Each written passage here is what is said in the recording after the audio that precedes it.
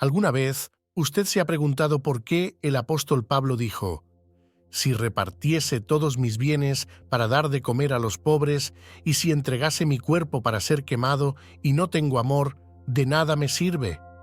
En esta oportunidad llegamos a un tema maravilloso. Este tema se encuentra en la primera epístola a los Corintios, capítulo 13. Este capítulo ha sido llamado el capítulo del amor de la Biblia. Queridos míos, tenemos que entender que el Evangelio está centrado en el amor, porque Dios es amor. Las Sagradas Escrituras dicen: «Porque de tal manera amó Dios al mundo, que ha dado a su Hijo unigénito, para que todo aquel que en Él cree no se pierda, mas tenga vida eterna». Amados míos, ahora permanecen la fe, la esperanza y el amor, pero el mayor de ellos es el amor. Llegará un tiempo en que el objetivo de la fe se cumplirá, así que ya no habrá necesidad de la fe. La esperanza se convertirá en realidad. Por tanto, no quedará nada por lo cual tener esperanza, así que la esperanza desaparecerá. Pero el amor, amados míos, permanecerá. Por ello, la más importante de estas tres es el amor. Por cierto, manténgase hasta el final del video para una reflexión especial que he preparado solo para usted. Si siente que estas enseñanzas bíblicas le enriquecen, le invito a dejar un comentario en este video. Continuemos. En este video estaremos hablando del verdadero amor que todos debemos anhelar tener en nuestros corazones. La primera epístola a los Corintios fue escrita desde Éfeso, un año después de haberse establecido la iglesia en Corinto. Corinto fue una gran ciudad en una ruta comercial. Era una ciudad cosmopolita en una época cuando las restricciones morales eran mínimas. Naturalmente, era muy difícil establecer una iglesia y mantenerla pura en esas circunstancias. El propósito de Pablo al escribir esta carta fue doble: guiar a la iglesia a separarse del error y del desorden moral, y contestar algunas preguntas específicas que le dirigieron a él. Una delegación de la iglesia de Corinto fue enviada a hablar con Pablo sobre varios problemas en la iglesia. Fue entonces cuando escribió Primera de Corintios. La iglesia había sido influenciada con el espíritu de inmoralidad y de codicia reinante en Corinto. La iglesia de Corinto llegó a tener muy mala reputación, hasta entre los gentiles, como inmorales y llena de filósofos. Por eso Pablo dice que él no fue con sabiduría humana, sino con poder de Dios. También tenían el pensamiento de que el cuerpo era pecado y no tenía importancia, y que no importaba lo que uno hiciera con él. Por eso, el problema de inmoralidad en la carta, y se formaron varios problemas en la iglesia, a pesar de que ellos tenían todos los dones y sabían mucho. Pero Pablo les recuerda que se olvidaron del amor. Ahora bien, en el capítulo 12 de Primera de Corintios, el apóstol Pablo nos habla de los dones espirituales. Vemos que hay diversidad de dones, pero el Espíritu es el mismo. Y hay diversidad de ministerios, pero el Señor es el mismo. Y hay diversidad de operaciones, pero Dios, que hace todas las cosas en todos, es el mismo. Pero a cada uno le es dada la manifestación del Espíritu para provecho. Amados míos, nosotros debemos procurar los mejores dones. Aunque el Espíritu Santo es soberano, al conceder los dones, tenemos el derecho a pedirle a Dios el don que deseemos, deseando intensamente los mejores dones. Estimado oyente, usted tiene el derecho de pedirle a Dios que le conceda los mejores dones, con una actitud de sumisión a su voluntad. Sobre todo, teniendo en cuenta que, indiferentemente del don que Él le conceda, esa capacidad espiritual será de beneficio y ayuda espiritual para los demás creyentes, es decir, para los demás miembros del cuerpo de los creyentes, para toda la iglesia. Ahora bien, el apóstol Pablo al final del capítulo 12 de Primera de Corintios nos dice: «Procurad pues los dones mejores, mas yo os muestro un camino aún más excelente». Queridos míos, este camino excelente que está por encima de los dones espirituales es el amor. Podemos tener todos los dones, pero si no tenemos amor, de nada sirve. Quisiéramos destacar que hay tres palabras en el griego que se traducen por nuestra palabra amor. En primer lugar, tenemos la palabra eros, que se usa para describir pasión y lujuria. Se usa para Afrodita y Eros, y como nosotros lo conocemos, para Venus y Cupido. En la actualidad, nuestra palabra sexo sería una adecuada traducción para esa palabra griega eros, que no aparece en absoluto en el Nuevo Testamento. Luego tenemos la palabra fileo, que quiere decir afecto o cariño. La encontramos en una palabra como Filadelfia y también en filántropo. Sería, por ejemplo, el amor de hermano. Es el amor humano en su forma más elevada. Es un amor noble. Y luego, la palabra ágape es la más elevada para el amor en el Nuevo Testamento y nos habla del amor divino. Es más que un amor en las emociones, es amor en la voluntad, es la definición de Dios, porque Dios es amor. Con esto en mente, pasemos a nuestro estudio bíblico sobre el amor. Leamos 1 Corintios, capítulo 13. Si yo hablase lenguas humanas y angélicas y no tengo amor, vengo a ser como metal que resuena o címbalo que retiñe. Y si tuviese profecía y entendiese todos los misterios y toda ciencia, y si tuviese toda la fe de tal manera que trasladase los montes y no tengo amor, nada soy. Y si repartiese todos mis bienes para dar de comer a los pobres, y si entregase mi cuerpo para ser quemado y no tengo amor, de nada me sirve. El amor es sufrido, es benigno. El amor no tiene envidia. El amor no es jactancioso, no se envanece, no hace nada indebido, no busca lo suyo, no se irrita, no guarda rencor, no se goza de la injusticia, mas se goza de la verdad. Todo lo sufre, todo lo cree, todo lo espera, todo lo soporta. El amor nunca deja de ser, pero las profecías se acabarán, y cesarán las lenguas, y la ciencia acabará. Porque en parte conocemos y en parte profetizamos, mas cuando venga lo perfecto, entonces lo que es en parte se acabará. Cuando yo era niño, hablaba como niño, pensaba como niño, juzgaba como niño, mas cuando ya fui hombre, dejé lo que era de niño. Ahora vemos por espejo, oscuramente, mas entonces veremos cara a cara. Ahora conozco en parte, pero entonces conoceré como fui conocido. Y ahora permanecen la fe, la esperanza y el amor, estos tres, pero el mayor de ellos es el amor. Amados míos, recordemos que este capítulo continúa el pensamiento del capítulo 12, que trataba sobre la concesión de los dones espirituales. Este capítulo 13 nos habla de la energía de los dones espirituales, porque todos los dones del Espíritu deben ser ejercitados en amor. Veamos qué nos dice el texto bíblico. Si yo hablase lenguas humanas y angélicas y no tengo amor, vengo a ser como metal que resuena o símbolo que retiñe. En este versículo, el apóstol Pablo se refiere al don de lenguas y para designarlo con mayor extensión posible, lo expresa en forma de lenguas de hombres y de ángeles. Nosotros nunca hemos escuchado hablar a un ángel, pero pensamos que el apóstol Pablo sí los escuchó. Lo más importante para la vida del creyente no se trata de los dones, el ministerio o la iglesia, se trata de manifestar el amor de Dios, con el cual obra para con Dios, para consigo mismo y para con los demás. Allí se hallan los verdaderos hijos de Dios, porque de nada sirve hablar en lenguas si no se tiene el amor de Dios. Quien así actúa pasa a ser como un metal que hace ruido, mas no hace música. El más elocuente expositor de la palabra de Dios, si no tiene amor, no hace otra cosa más que ruido hueco e inútil. Usted puede cantar como un serafín, pero sin amor, no se diferenciaría de un sonido infernal. Aunque el platillo está diseñado para la música, si ésta no fluye, tan solo pasa a ser un ruido. Asimismo, es la vida del creyente que piensa que, aunque haga ruido, hable en lenguas o sea ministro, hace bien. Porque sin amor, ningún ministerio o don tiene sentido o propósito. Edificar sin amor no es edificación, es ego, por lo cual no sirve de nada. Sigamos leyendo el relato bíblico. Vayamos al versículo 2.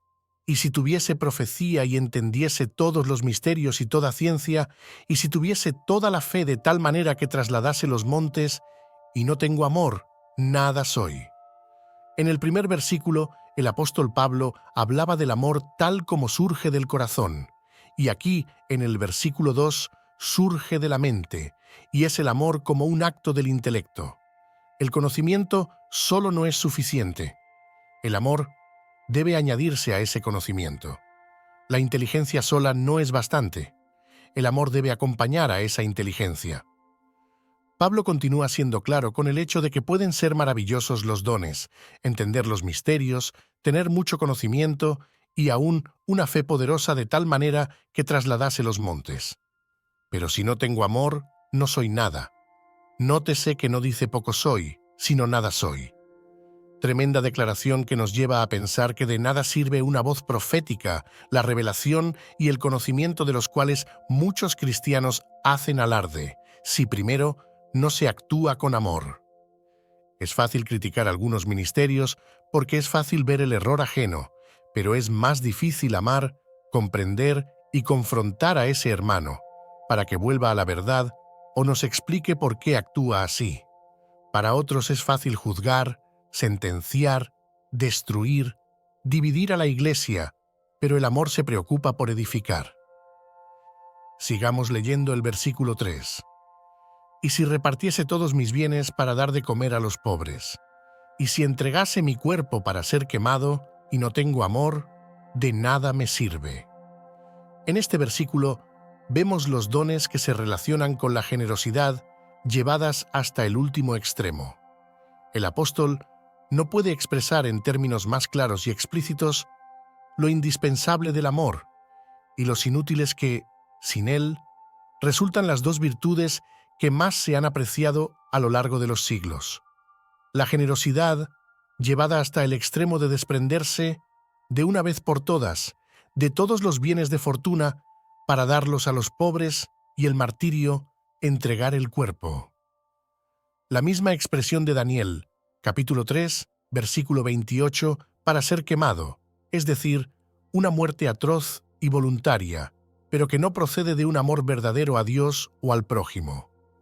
Cierto autor dijo, una persona puede poseer un sentido tal de dedicación a un alto ideal, que esté dispuesta a entregarse a una muerte tan dolorosa como esta, pero si se carece de amor, de nada le aprovecha. Queridos míos, si el corazón no nos arde de amor, nada ganaremos con que nuestro cuerpo sea reducido a cenizas en pro de la verdad. Si uso mis dones, el dinero, el ministerio que el Señor me ha dado el privilegio de administrar, o aun si soy capaz de entregar mi cuerpo a la muerte física, pero lo hago sin amor, de nada me sirve, no es útil en nada. Por eso cada acto que decidas hacer, hazlo con amor. Que el amor de Dios se haga manifiesto primero en tu vida y luego en la de los demás, porque nadie puede dar de lo que no tiene.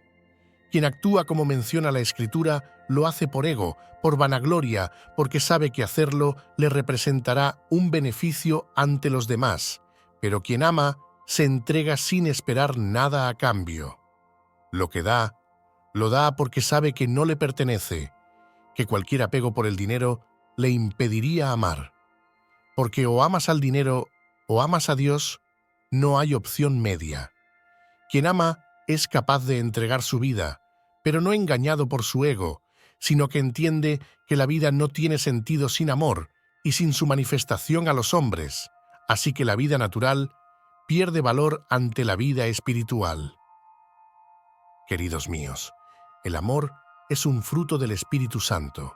Aunque debemos desear intensamente los mejores dones, ellos han de ser ejercitados, llevados a la práctica con amor, y solo el Espíritu de Dios puede lograrlo. Permítanos mirarlo de esta manera. Usted puede escribir una lista de ceros. El primer cero representa la elocuencia, el segundo la profecía, el tercero el conocimiento, el cuarto la fe, el quinto el sacrificio, el sexto el martirio. Todos estos ceros siguen sin ser nada más que ceros. No equivalen a nada. Pero si usted coloca un número 1 a la izquierda de esa fila de ceros, entonces cada uno de los ceros adquiere un valor. Estimado oyente, el amor es el elemento que necesita ser añadido a cada uno de los dones del Espíritu. Sin el amor, un don resulta inútil, no tiene ningún valor.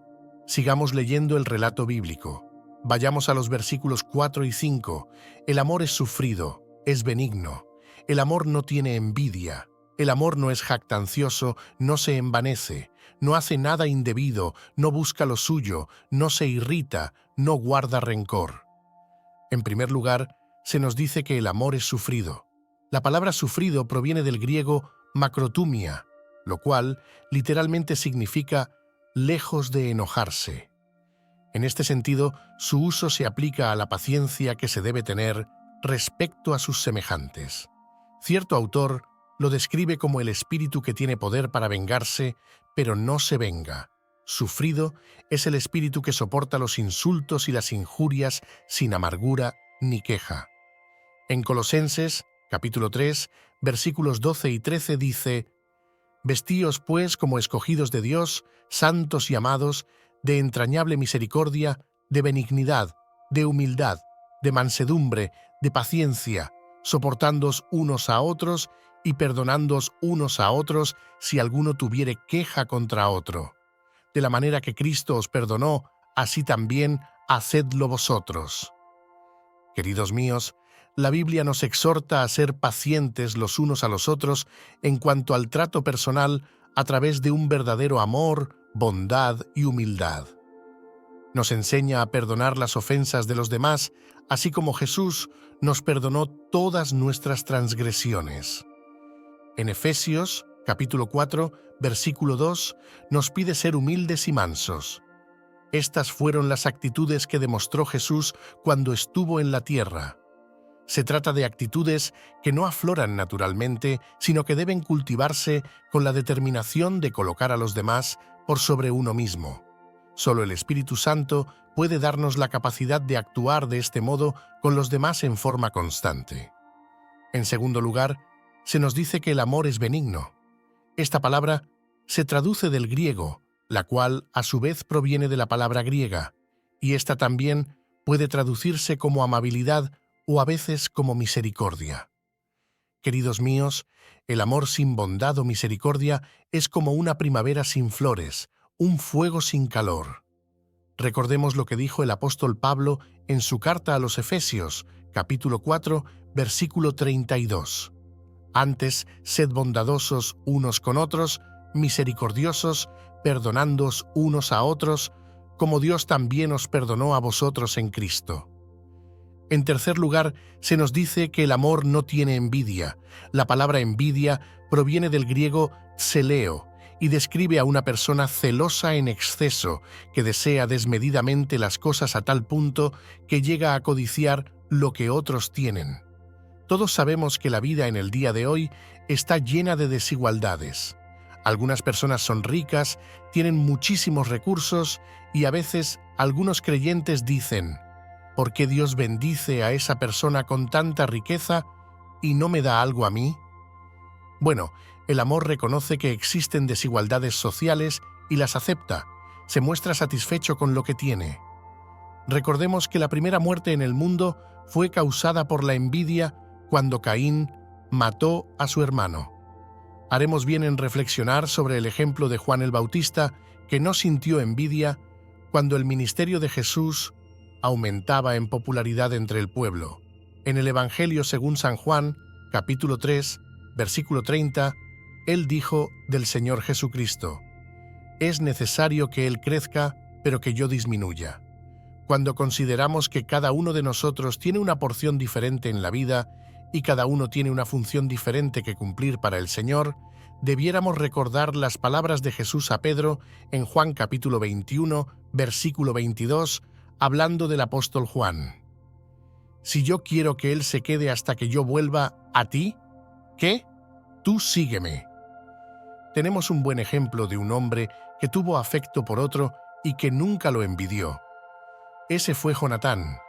Aunque él era el príncipe de la corona, nunca le tuvo envidia a David, aun sabiendo que éste ocuparía el trono en lugar suyo.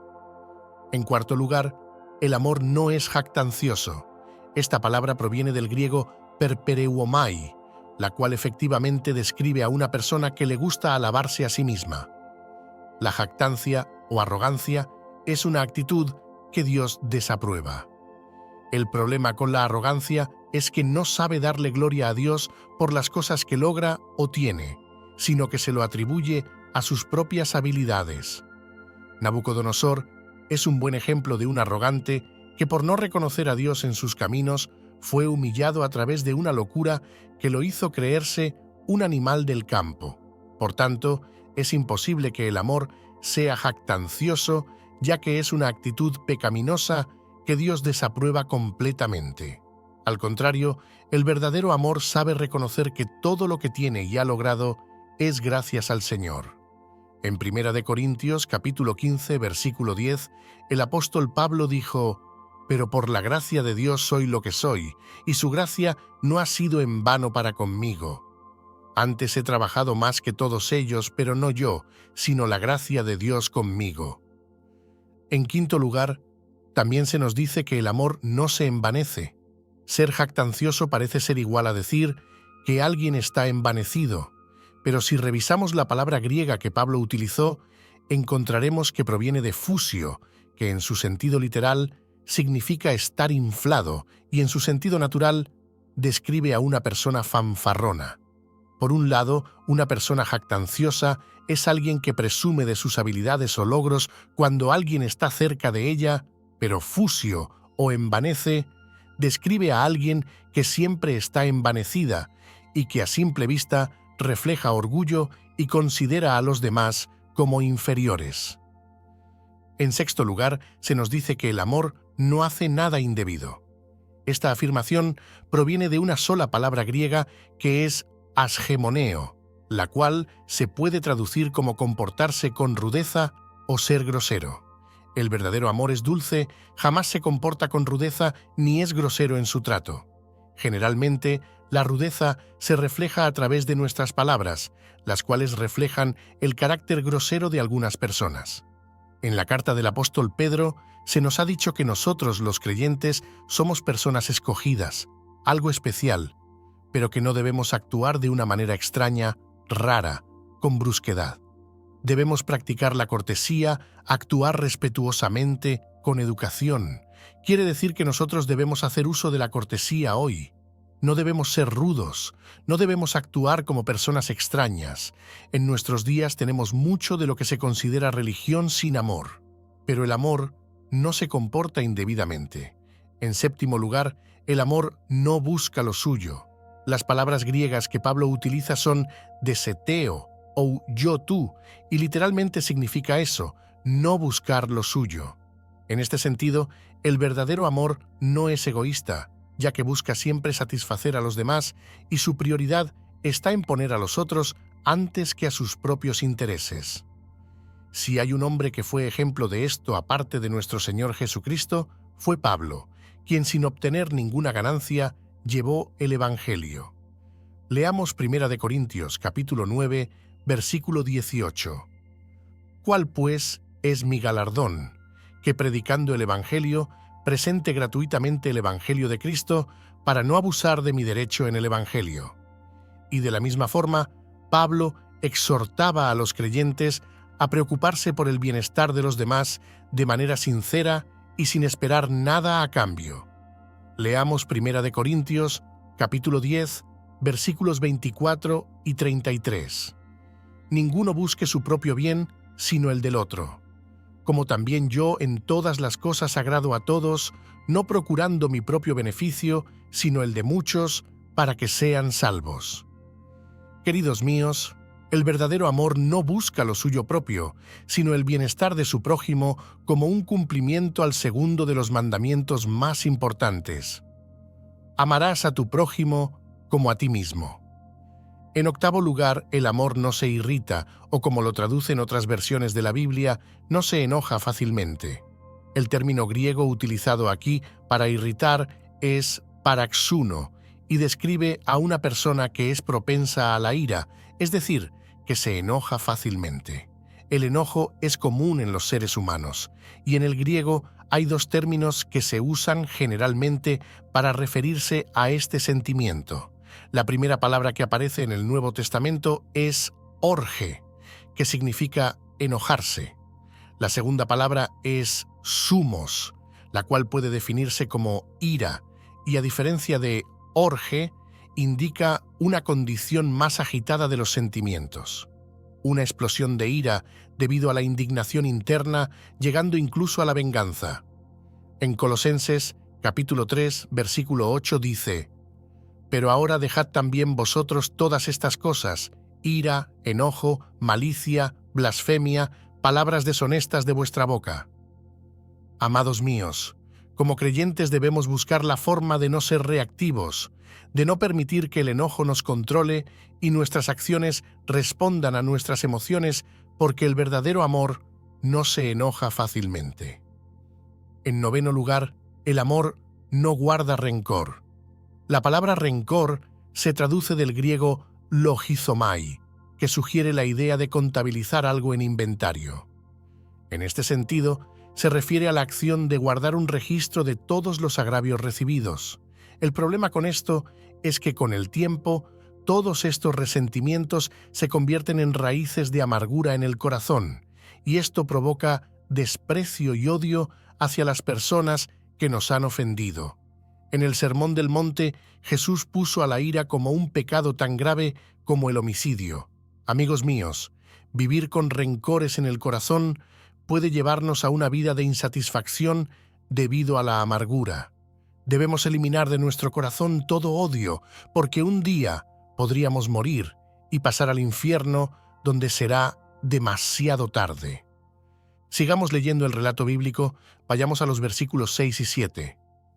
No se goza de la injusticia, más se goza de la verdad. Todo lo sufre, todo lo cree, todo lo espera, todo lo soporta. Finalmente, el amor es la suma de todas las más grandes virtudes que reflejan la verdadera justicia de Dios. Aquí vemos más virtudes que el verdadero amor manifiesta, y nos dice que éste no se goza de la injusticia. Es decir, nadie que ama puede alegrarse por el mal de otra persona, al contrario, solo sabe gozarse por la verdad. También nos dice que el amor es capaz de sufrir, creer, esperar y soportar por el bien de la justicia. Aquí encontramos una serie de palabras cuya raíz griega nos revela más en cuanto a su sentido original del pensamiento cristiano. Dice que el amor todo lo sufre, es decir, stego, y este sufrimiento viene como consecuencia de la justicia. También el amor todo lo cree, es decir, pisteuo, la cual a su vez tiene su raíz en pistis. La palabra griega que por excelencia se traduce en el Nuevo Testamento como fe, la virtud que llama lo que es como si fuera. Además, el amor todo lo espera, es decir, el pizo, que describe una confianza creciente y segura en las promesas del Señor. Finalmente, el amor todo lo soporta, es decir, jupomeno, que describe a una persona perseverante en medio de las pruebas, y generalmente se traduce como paciencia, pero no en el sentido de macrotumia, que es la paciencia con las personas, sino la paciencia con las pruebas y circunstancias adversas que le ayudan a no abandonar la esperanza en Dios. Por tanto, el verdadero amor posee todas aquellas grandes virtudes que reflejan la justicia de Dios y que son exclusivas del Evangelio. El amar justicia y la verdad, la capacidad de sufrir por la justicia, la fe, la esperanza en sus promesas y la paciencia son sin duda la manifestación de un corazón que sabe amar. Sigamos leyendo el relato bíblico. El amor nunca deja de ser, pero las profecías se acabarán y cesarán las lenguas y la ciencia acabará. El amor nunca deja de ser. Es por eso que al final del capítulo, en el versículo 13, dice: «Y ahora permanecen la fe, la esperanza y el amor, estos tres, pero el mayor de ellos es el amor». O sea que el amor es permanente. Un día las profecías se acabarán, es decir, se cumplirán, se convertirán en historia, ya no serán más profecías. Las lenguas cesarán. El conocimiento desaparecerá. La ciencia de hoy será reemplazada por la ciencia del futuro. El conocimiento es progresivo y se va disipando. Sigamos leyendo el relato bíblico, porque en parte conocemos y en parte profetizamos, mas cuando venga lo perfecto, entonces lo que es en parte se acabará. O sea que nuestro conocimiento es incompleto e incompleta nuestra profecía, pero tocarán a su fin cuando venga lo que es perfecto. Continuemos con los versículos 11 y 12. Cuando yo era niño, hablaba como niño, pensaba como niño, juzgaba como niño, mas cuando ya fui hombre, dejé lo que era de niño. Ahora vemos por espejo, oscuramente, mas entonces veremos cara a cara. Ahora conozco en parte, pero entonces conoceré como fui conocido. El crecimiento del ser humano es usado en muchas ocasiones para hacer alarde del perfeccionamiento que Dios hace continuamente en la mente y el corazón del creyente. Cuando somos niños, tenemos un pensamiento diferente. El pensamiento se enfoca en cosas triviales, mas cuando crecemos y nos convertimos en adultos, dejamos atrás las cosas de niños, nos volvemos responsables por nuestras acciones. Ahora bien, en ocasiones no podemos ver claramente porque vemos las cosas como en un espejo. Quien mira en un espejo encontrará que se ve de manera diferente. Su izquierda ya no es su izquierda, y aunque parece verse claramente, en realidad se ve al revés. El conocimiento que ahora poseemos no ha sido perfeccionado, es imperfecto. Pero un día conoceremos todo del mismo modo en que Dios nos conoce a nosotros. Sigamos leyendo el relato bíblico. Ahora permanecen la fe, la esperanza y el amor, estos tres, pero el mayor de ellos es el amor. Llegará un tiempo en que el objetivo de la fe se cumplirá, así que ya no habrá necesidad de la fe. La esperanza se convertirá en realidad. Por tanto, no quedará nada por lo cual tener esperanza, así que la esperanza desaparecerá. Pero el amor, estimado oyente, permanecerá. Por ello, la más importante de estas tres es el amor, y la fe, la esperanza y el amor son las palabras más elevadas del vocabulario cristiano. En este capítulo, Pablo no estaba describiendo un término abstracto cuando se refería al amor. Él estaba escribiendo la biografía del Señor Jesucristo, de quien se escribieron estas palabras que se encuentran en Juan, capítulo 13, versículo 1. Habiendo amado a los suyos que estaban en el mundo, los amó hasta el fin. Mi querido amigo, el amor de Jesús es un amor eterno. Si nosotros somos infieles, Él permanece fiel para siempre. Jesucristo es el claro ejemplo del amor. Él se despojó de su gloria y vino a esta tierra a padecer muchas necesidades, y en la cruz entregó su vida por ti y por mí. Jesús es nuestro ejemplo a seguir. En Primera de Pedro, capítulo 2, versículo 21 dice: «Pues para esto fuisteis llamados, porque también Cristo padeció por nosotros, dejándonos ejemplo, para que sigáis sus pisadas». Sigamos las pisadas de Jesús y sobre todas las cosas busquemos perfeccionarnos en el amor. El amor es el único camino para vencer el mal, y el único que nos puede dar ese amor es Dios. Gracias por ver este video hasta el final. Dios te bendiga grandemente a ti y a tu familia. Y no olvides esto: si no tenemos amor, nada somos. Si estas reflexiones y enseñanzas bíblicas han sido una fuente de luz y guía en sus momentos de duda, le invito a dejar un comentario en este video para compartir los pensamientos o emociones que estas palabras hayan despertado en usted. Haga clic en la campanita para no perderse nuevos vídeos.